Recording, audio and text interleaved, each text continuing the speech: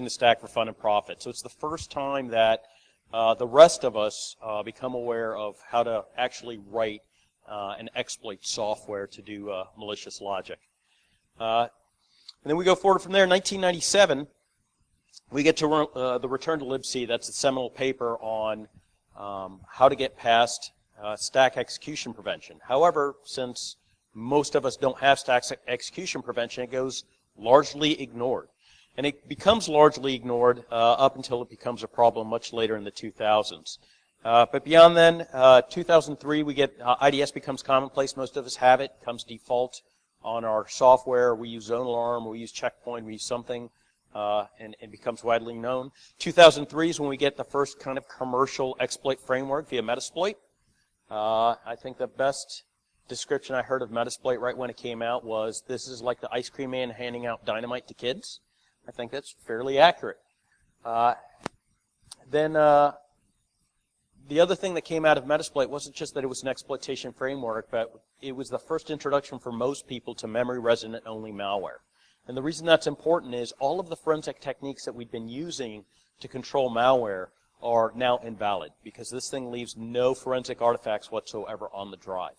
And so if it bypasses your IDS and your IPS, now you're in real trouble. So not surprisingly, right around 2003, researchers start taking a look at, well, how do we even examine malware? And you get the Princeton frozen memory example. Neat parlor trick. It was great at the time, but not very useful. Not many of us want to.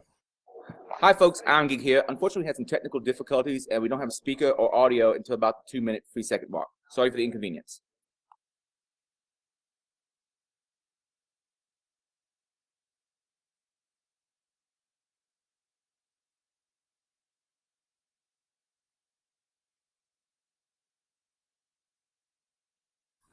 Perpetrated malware that actually gets around two-factor authentication. It does so by actually borrowing the credentials that are on smart cards.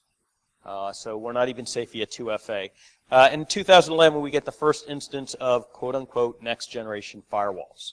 Notice that that doesn't actually address any of the previous things that haven't been mitigated yet. So we still have problems with return to libc exploits. We still have problems with return-oriented programming. And we still have problems with two-factor authentication being taken advantage of by malware. So, why are we here? Well, most of us that are in this field are not computer scientists. Some of us are. Are there any computer scientists here? I'm just curious. Yeah, so 2, 3 if I count myself. We still have to find a way to mitigate these threats on the networks. We have to understand. Now, computer scientists have a little bit of a leg up, because when we go through our degree programs, we learn about computational theory. And it's a class we all suffer through called Automata. I don't know anybody that thinks that Automata is fun. Did either of my computer scientists think that Automata was fun? Okay, there's normally like one sick individual, so it's good to know who that is. It's not fun, but it's critically important. And it's critically important because computational theory allows you to detect snake oil. Right? And so recognizing snake oil helps you avoid having some discussions that many of us have either had or heard, and it goes something like this. Somebody comes in from the organization and goes, the cost of the breach is just too damn high. We got to do something about this. Please make it go away. Right? And so some vendor shows up with a shiny black box with a bunch of blinky blue lights, and it's very pretty. And they throw the sales speak at you, and they tell you that their next generation, I think we're like on our 4th or 5th generation now, their next generation box is full of ODay detection, and they're just going to absolutely save you. We start to tear up a little bit. We go, that's fantastic. You're going to save us from all the evil hacksaws. And the vendor goes, yeah, absolutely. Yeah. You can trust us. Just give us your money. We'll save you. And we start to believe the hype. And then they throw a bunch more sales speak with a bunch of industry terms that all amounts to magical pew-pew. And they promise that they're going to keep us safe. And we just throw gobs of money at this. Gobs and gobs of money. And about like 3 to 6 months later, the APT comes along, and our network's on fire. And APT is basically anybody that got past your next generation magic box of pew-pew. Or in this case, a 12-year-old with a dial-up modem and a copy of Burp Suite. So part of the problem is if you go to these vendor sites and and you read the pages, you see all of this like magical terminology, and you'll read the page, and you'll get really excited about it, and you'll want to go buy whatever that product is. And if you stop and you think about it, you realize that you have no idea what this product does, or how it works, or how it's going to help you at all. And they've got these magic terms like state-of-the-art and adaptive defense and virtualized cloud-related digital DNA, big data, software-enabled, end-to-end multi-layer hunt threat analytics platform. What does any of that mean? No, that's a serious question. Does anybody know what any of that means? Here's my favorite one. I gave a shorter version of this talk at B-Side San Francisco, and then I left and I went to go to SANS 2016. I walked to the sales floor and I saw this. Cloud over IP. First of all, the salespeople didn't think this one through because COIP sounds like something you cannot say in polite company. Right? Second of all, I had two thoughts. The first one is, hey, genius, cloud is made of servers.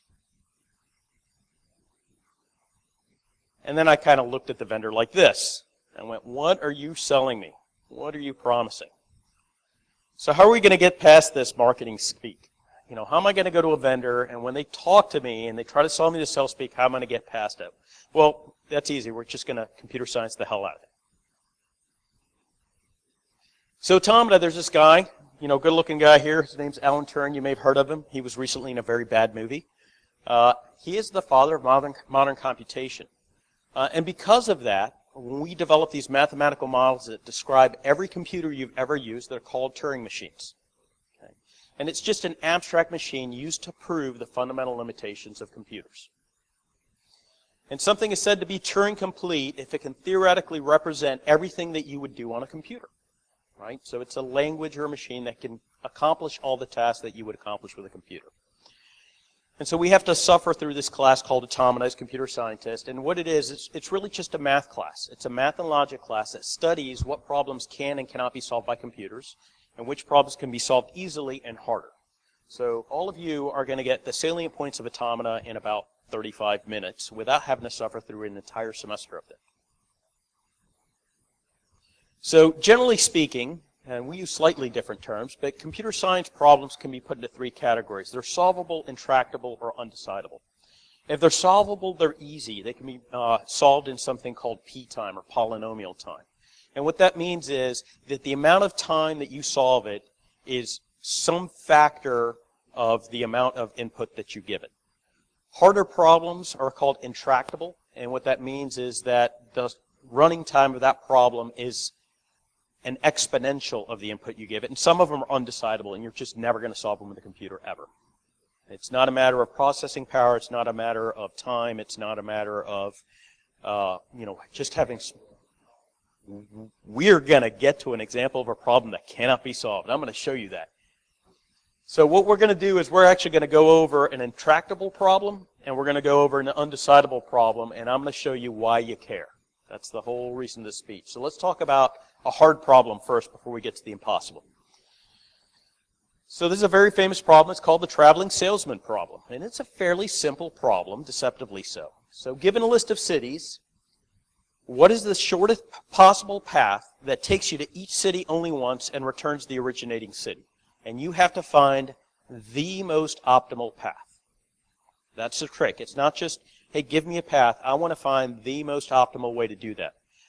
So in order for it to be the most optimal path, there is only one. And the only way for me to find out what that one most optimal path is to try every path. Okay? And it turns out that this is really hard for computers. Who thinks that this is really hard for humans to solve? It doesn't sound hard, right? So why is it hard?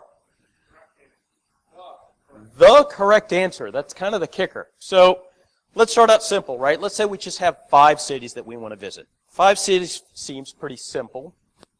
And let's assume that, we'll make this easy, you can get from any city to any city. For you network geeks out there, this is a full mesh. Okay? So we're going to start at any one of the 5 cities. We'll just pick one. So we start out at one of the cities, and then we have 4 choices to choose from. And once we get to that second city, we now have 3 choices to choose from. Yeah, that's right. You know the song, sing along. And then we have 2 cities, and then we have 1 city. So how many combinations do we have? Yeah, 5 factorial. So that's 5, 4, 3, 2, and 1. 5 factorial. So for just 5 cities, I have to try 120 computations. 120 computations doesn't sound very large, but who has a problem set of only 5? So this traveling salesman problem runs in n factorial time, as was pointed out.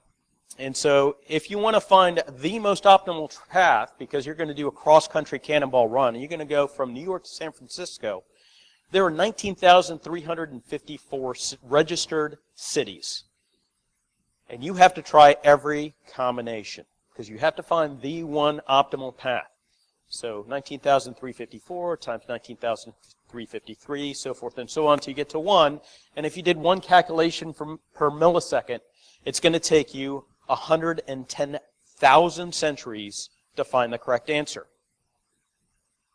Doesn't seem so simple now, right? Seems a little bit harder. So you go, okay, that's great, but who cares? It's kind of a toy problem. I mean, how is this really useful? Well, it turns out that traveling salesman is analogous to a lot of problems that we want to solve in InfoSec, right, or networking. So routing is a traveling salesman problem. Detection of man-in-the-middle attacks or race conditions is a traveling salesman problem. Resource use optimization is a traveling salesman problem. Search algorithms, crypto problems, basically anything where optimization is required, it's a traveling salesman problem. And if the traveling salesman problem is hard, and all of these problems are analogous to it, that means that all of those problems are also hard to solve via computation. Now, right at this point, somebody, usually a young kid in the back, goes, dude, I got GPS on my phone. Traveling salesman is easy. Okay, so GPS does solve a problem, right? It will get you there. Is it the most optimal path?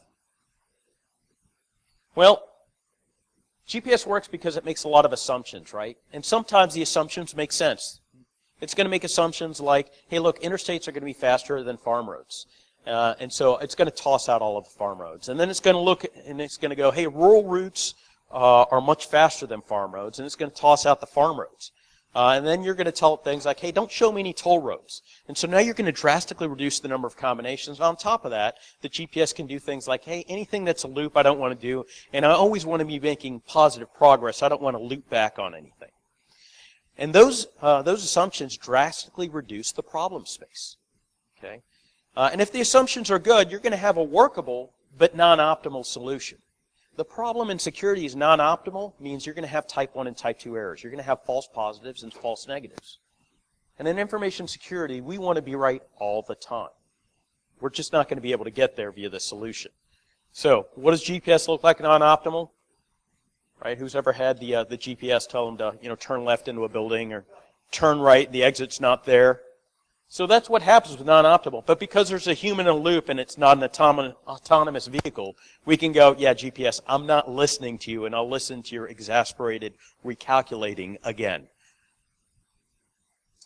So traveling salesman problem is hard. It's not impossible, but it's hard.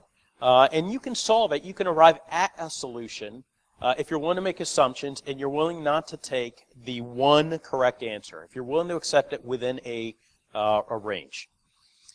So if the vendor tells you that they're solving a hard problem, go through and ask them why. Hey, what assumptions are you making? Are you getting rid of toll roads? Are you getting rid of farm roads? How did you do that? So now let's talk about the question that was asked earlier. Show me an impossible problem. The halting problem. The halting problem is an impossible problem. The halting problem is something that is very difficult for most people to understand, so we're going to take a shot at it. So let M be an arbitrary Turing machine with an input alphabet to sigma, and let omega be an element of all the possible combinations of sigma star. Will M halt on an input string omega? What does that mean? No, nobody? Okay. All right, let's try it. Let's try picture. So there it is. There's your computation machine. There's your input, your machine M, and your sigma, and it's going to go through and compute, and it's going to solve whether it stops or not. Not better. All right, so everybody's familiar with the KISS principle, right? Keep it simple, stupid. All right, let's try it.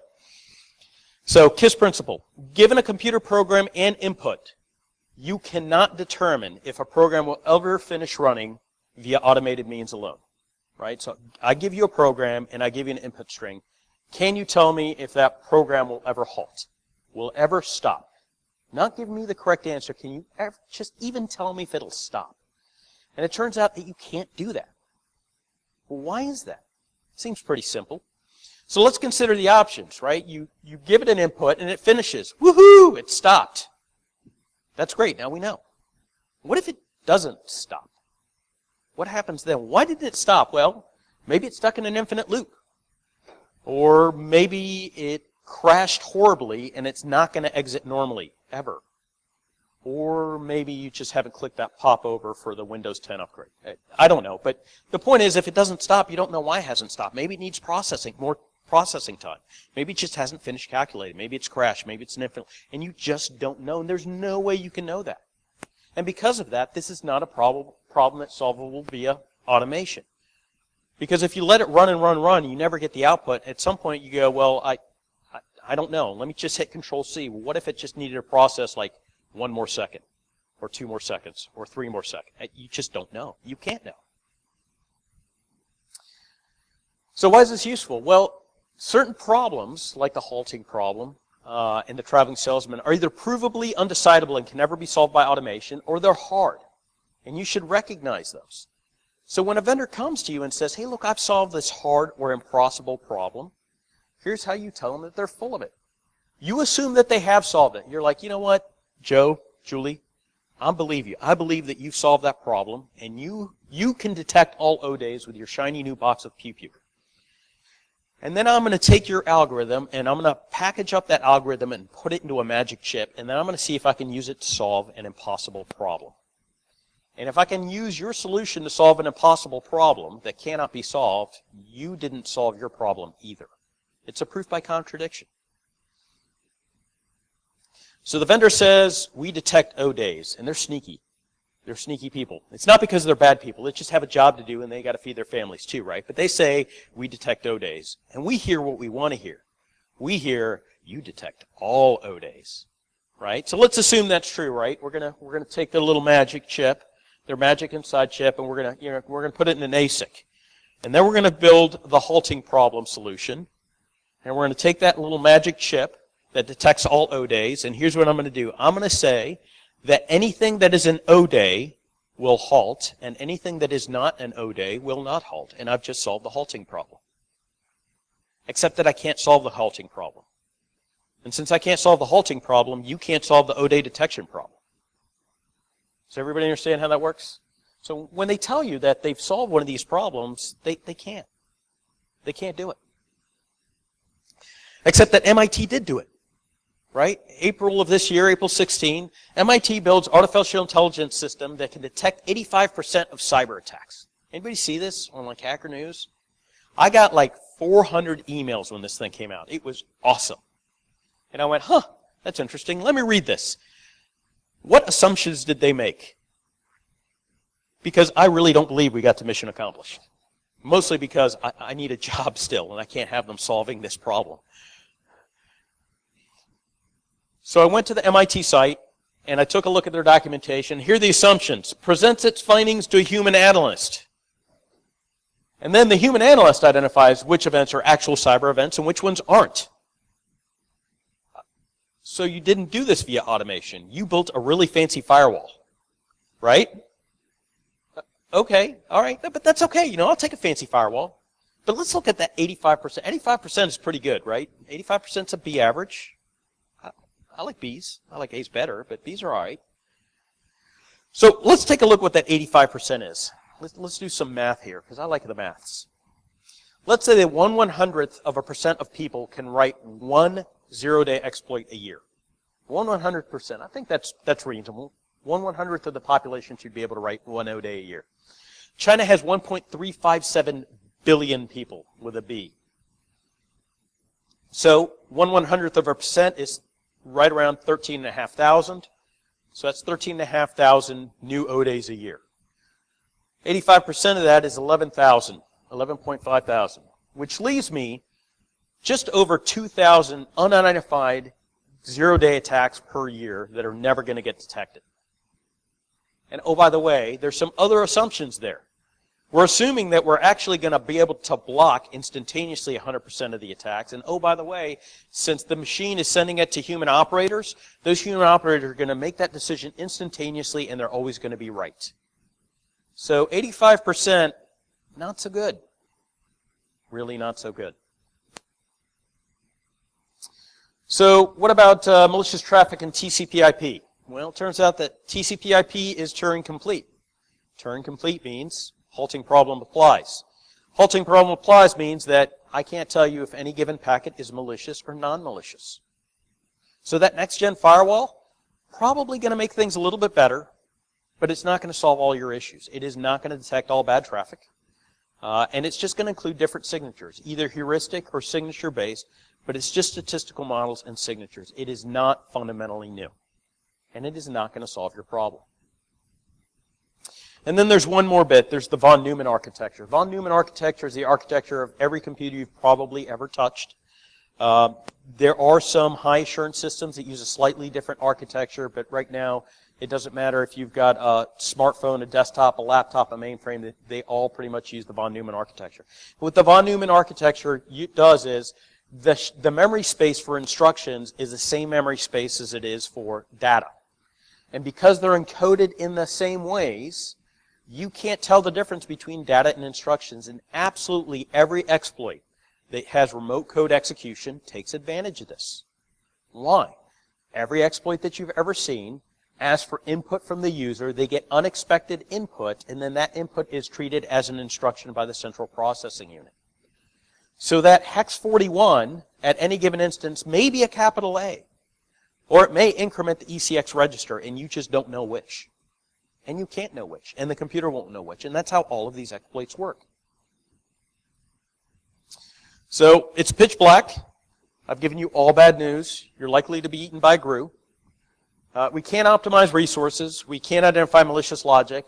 Can't tell you if you're reading an instruction or data, and I can't even tell you if a program will stop. Who wants to quit? Bar's upstairs. Let's go have a drink. All right, let's not do that, right? So, Grace Hopper, pretty smart lady, she invented compiler. She said, presenting a problem without a solution is called whining. I don't want to whine. I want to give you some solutions.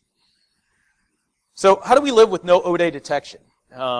So we kind of covered this already. Some vendors are going to claim that they do ODay detection, and they might. They're going to detect some ODays. Absolutely. They're not going to detect all ODays. And the way that they detect some ODays is they're going to use some heuristics and some signatures, but sooner or later somebody's going to either break that statistical model or they're going to tweak their binary so it bypasses the signatures, and they're going to get through. And what they're really doing is they're making some assumptions to reduce the problem space because they can't solve the problem otherwise. So what we really need to do is we need to go through and we need to validate those assumptions. So what does that look like? I'll give you an example. I recently actually personally had this happen. A vendor came into my office with a bunch of PhDs. I am not a PhD. But they came in with a bunch of PhDs with 100-pound heads, and they claimed that they had a, quote, next-generation vector algorithm for behavior-based network modeling that can detect all malicious traffic on a network. What in the wild world of sports is a next-generation vector algorithm for behavior-based network modeling? Right? That's when my little, flag goes up, and I go, well, that sounds like snake oil. Right? So does this sound like a valid claim? I don't think it sounds very valid. Does that mean it is completely useless? Well, no, I didn't throw them out. I said, all right, sit down. Let's talk about what you have. So how could this be useful? Let's assume that I have an industrial control system or a supervisory control and data acquisition system, right? ICS SCADA. Why am I picking that one? Why?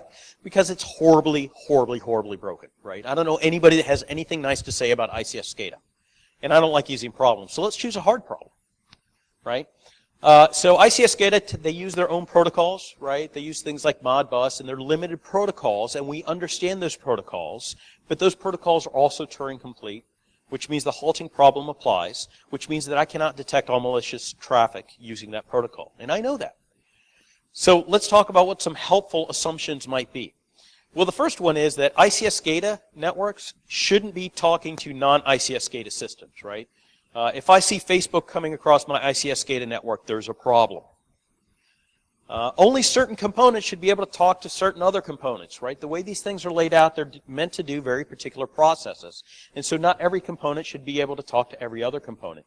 And so if I get a message at a component from somebody it shouldn't be talking to, that's anomalous, and I should at least investigate it, if not deem it outright malicious.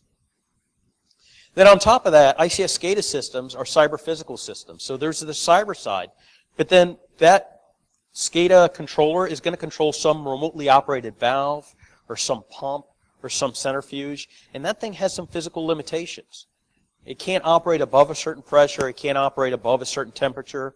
It shouldn't be operating at various speeds. It shouldn't be operating on the weekends. It's got some sort of physical limitations. And then on top of that, there are some ways that I employ this thing, right?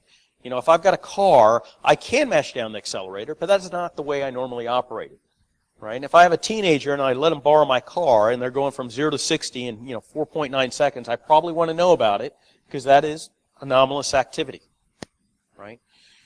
So you take it and you draw your little Venn diagram and you go, okay, well, here's the circle of all the valid message protocols, right? And then on top of that, I'm going to overlay that with all the physical constraints of all the pumps and all the valves and all the pipes that are controlled by this. And then I'm going to overlay on top of that, here's how I would normally expect this to be. So instead of looking at any one of these circles, which is very large, I just have to look at that overlap. And I go, listen, anything outside of that overlap that's either not a standard protocol or outside of my physical constraints or outside of the way that I normally operate this network, I should probably be aware of that. I need to be notified. Now, some of it, I'm going to take a look at it as a net admin, and I'm going to go, some of it I just need to be warned about so I can go by and look at it. Some of it I'm going to go, you know what, just shut it down. Make it stop. But that's a decision that I'm going to make as a human. That is not a decision that the computer makes on its own. Now, can I put that into the computer and go, listen, if you see this, shut it down, or if you see this, just give me a pop-up and let me go look at it? Absolutely, but the human still has to make that determination. So what about now somebody goes, but Stuxnet? Yeah, I got it, Stuxnet. Right? So what happened with Stuxnet? Stuxnet altered the output of the SCADA system, so what you didn't get back from the controller was the correct speed, or the correct temperature, or the correct pressure. Here's a radical thought. Go look at your stuff. Right? Cyber physical systems. Get up off your butt, leave your console, and go look at your stuff. I guarantee you that there's an analog pressure gauge there somewhere. There is an RPM meter. Listen, folks, I drive a 40-year-old car with no electronics for a reason. Okay? Go look at your stuff, right? Physical sensors are not convenient, but they work and they're not hackable over the internet, right? I mean, ideally your ICS SCADA isn't on the internet, but they're not hackable via electronic means. Now you're down to a physical security problem. We know how to solve that. And then trust but verify. Don't always just believe your automated sensors. Yeah, they're convenient, but they're not a substitute for putting your eyeball on your stuff. So automation is not going to solve all your problems. You still need smart people. So invest in your people, train them properly, and reward them for doing good things.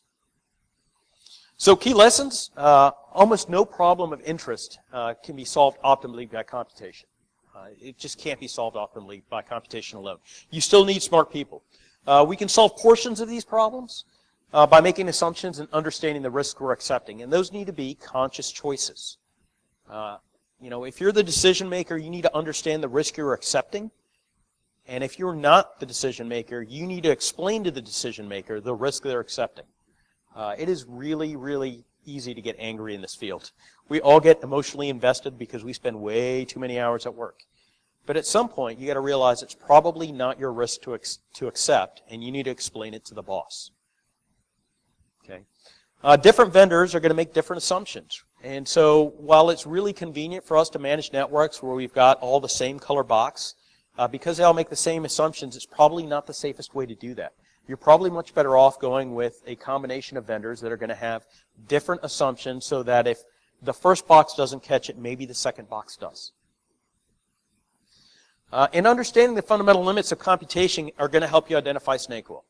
Again, vendors aren't bad people, but they got a job to do. And automation is going to help you reduce the noise, but at the end of the day, you as a human have to look at this thing.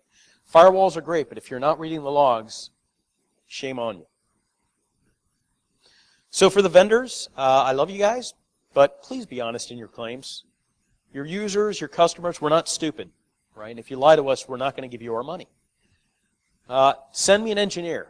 God bless salespeople, but they can't answer my questions, and I ask hard questions. I was actually very happy. I walked up and down and talked to some of these vendors, and most of them actually sent engineers, which I thought was great, because I could ask real questions. Assumptions and methodologies for the vendors, they're non-secret sauce. They're not.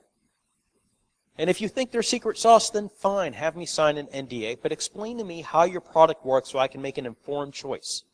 If I'm spending $250,000 on a sensor, I want to know how it works and if it's going to solve my problem. And quit, for the love of God, selling us marketing speak. Next generation, cloud-enabled, software-defined, heuristic-based, virtualized, threat-centric, multi-layer, end-to-end, adaptive analytics, cyber defense, pew-pew isn't worth the shiny paper it's printed on. Tell me what your product does and how it does it. So for the customers, the vendors do have some smart tools out there. They are worthwhile tools. We spend a lot of money on it because they're smart tools. But if the claim is too good to be true, it probably is. It probably is. And they need to explain to you how they're solving these problems. If you're spending the amount of money that we're spending on InfoSec products, you should understand how the product works. Ask them how they're reducing the problem space. Ask them what assumptions they made to get their product to solve these hard or impossible problems. And then make sure that those assumptions are valid in your operating environment. Right? If you were going to buy that vector-based heuristic modeling network and you weren't using an ICS SCADA system, you would have to use very different assumptions because my assumptions are not valid in your operating space.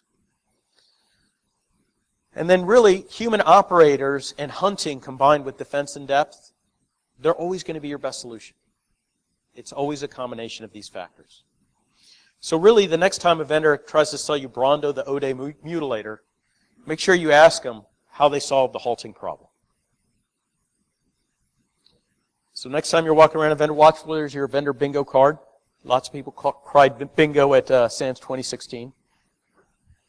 Are there any questions? Okay, ladies and gentlemen, thank you very much.